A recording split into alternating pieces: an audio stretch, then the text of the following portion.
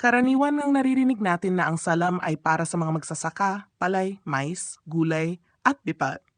Pero ayon sa mga Islamic scholars at classical fiqh, maaari rin itong i-apply sa pangingisda o fisheries, basta't malinaw ang mga kondisyon. Bakit applicable ang salam sa pangingisda? 1. General rule sa salam. Pwede ang salam contract sa anumang fungible goods, maalmitli, mga produkto na nasusukat o natitimbang sa standard units, kilo, litro, sako, tonelada, basta't malinaw ang quantity, quality, at delivery date.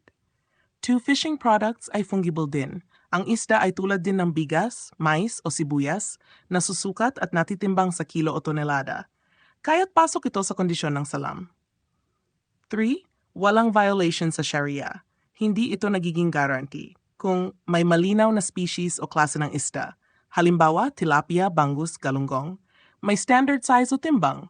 May check na petsa at lugar ng delivery. Binayaran ng buo ang halaga sa advance.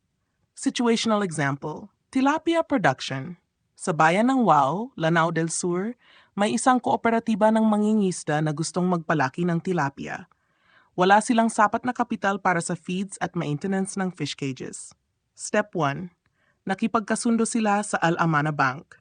Binayaran sila ng 2,500 pesos bilang advance payment para sa delivery ng 50,000 kilos ng tilapia. Average size 250 grams bawat isa. Delivery date, after 6 months. Delivery place, Fishport, Cotabato City. Step 2. Execution. Ginamit ng kooperatiba ang advance para bumili ng feeds, fingerlings, at pag-maintain ng fish cages.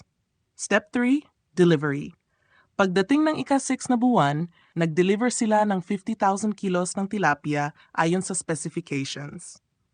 Resulta, walang violation sa Sharia dahil malinaw ang dami, timbang, species, presyo at petsa ng delivery. Tutulungan ang mga mangingisda na makapagsimula ng walang interes. Siguradong may buyer ang kanilang ani. Kaya't malinaw, hindi lamang limitado sa agrikultura ang salam, kundi maaari rin itong gamitin sa fisheries, livestock, at iba pang food commodities basta't natutugunan ang mga requisites ng kontrata ayon sa Sharia.